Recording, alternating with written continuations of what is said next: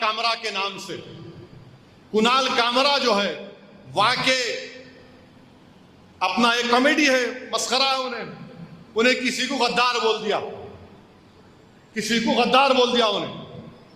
تو ایک ناتھ شنڈے کی پارٹی والے بولے ہمارے صاحب کو تو گنڈے بولا, غدار بولا. جا کے جہاں پہ انہیں وہ پرفارم کرا اس کو توڑ دیے. کیا کرے؟ توڑ دیے. اب ہم فڈنویس سے, نریندر موڈی سے پوچھ رہے ہیں, مہاراشٹرا میں ایک بابا ہیں جو رسول اللہ صلی اللہ علیہ وسلم کی شان میں گستاخی کرنے کی کوشش کی ہے.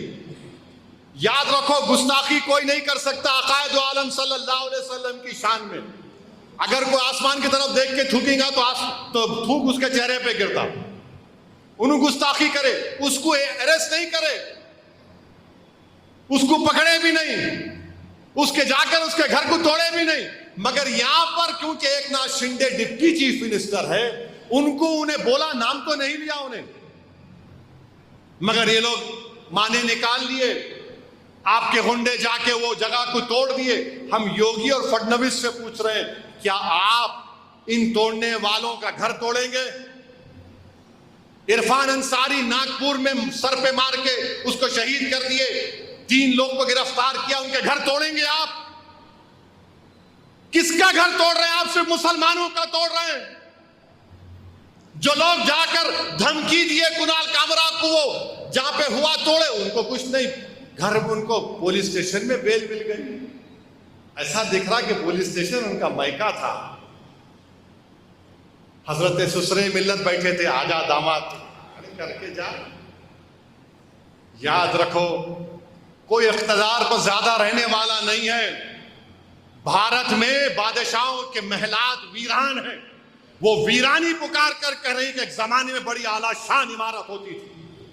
تمہارے بھی محلات ویران ہوں گے, مگر سنہرے حرفوں میں تمہاری ناانصافی اور ظلم کی داستان کو لکھا جائے گا. تمہاری ناانصافیوں کو لوگ صبح قیامت تک یاد رکھیں گے. اور اگر تم یہ سمجھ رہے ہو کہ ہم جھک جائیں گے, ہم وہ قوم ہیں جو صرف اللہ کے آگے جھکتے ہیں, وقت کے یزیدوں, فرعونوں اور وزیر اعظموں کے سامنے نہیں جھکتے ہیں. ہم نہیں جھکنے والے ہیں. ہم مقابلہ کریں گے جمہوری طریقے سے. تم ظلم پہ ظلم ڈھاتے جاؤ. 5 سال سے ہمارے بچے جیلوں میں, بیل نہیں ہوتی. کیجریوال کو بیل ہو گئی, کہ چندر شیکھر راؤ کی بیٹی کو 6 مہینے میں بیل ہو گئی, مگر گل فشا کو 5 سال سے بیل نہیں ہوتی. شفاء الرحمان کو بیل نہیں ہوتی. طاہر حسین کو بیل نہیں ہوتی. کیوں نہیں ہوتی بیل ان کو؟ کہ ہمارا مقدر صرف گھر کا ڈیمولیشن, ہمارا مقدر گولی کھانا, ہمارا مقدر مسجدوں کو ہمارے چھین لینا, ہمارا مقدر ہمارے بچے یتیم ہونا, اور ان کے ماں باپ اپنے بچوں کو جیلوں میں دیکھتے دیکھتے خبروں میں چلے جاتے ہیں. میرے عزیز دوستوں اور بزرگوں, یہ ہمارے ملک میں ہو رہا ہے. یقیناً یہ بہت خوبصورت ملک ہمارا.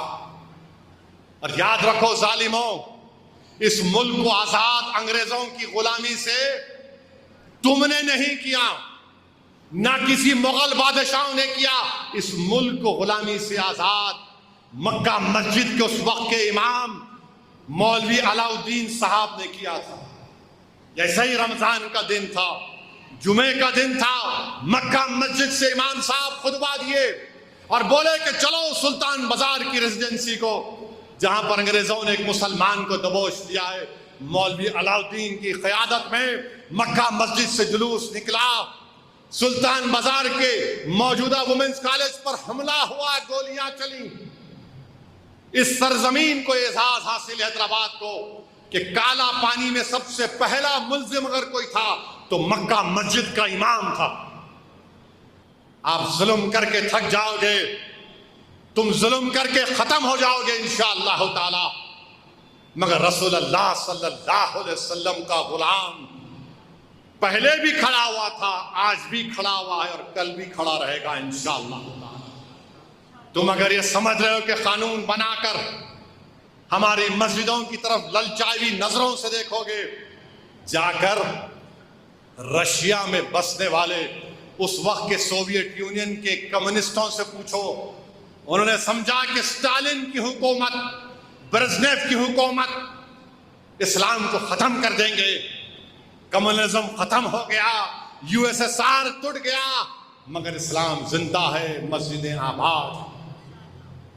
یہ ہمارا ملک ہے، ہم اس سرزمین پر پیدا ہوئے، اس سرزمین پر ہم باعزت شہری بن کے رہیں گے، ہم باعزت انسان بن کر رہیں گے، ہم اپنے حقوق کو حاصل کرنے کی لڑائی آئین اور سمویدھان کے دائرے میں رہ کر لڑتے رہیں گے، اور ہم اپنے حق کو حاصل کر کے رہیں گے۔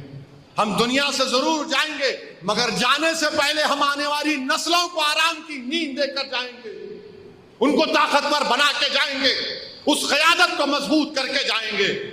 میرے عزیز دوستوں اور بزرگوں، میری آپ سے گزارش ہے کہ آپ دعا بھی کریں اس قانون کے خلاف، آپ دعا بھی کریں کہ اللہ سبحانہ و تعالیٰ ان ظالموں سے ہم کو چھٹکارا دلا۔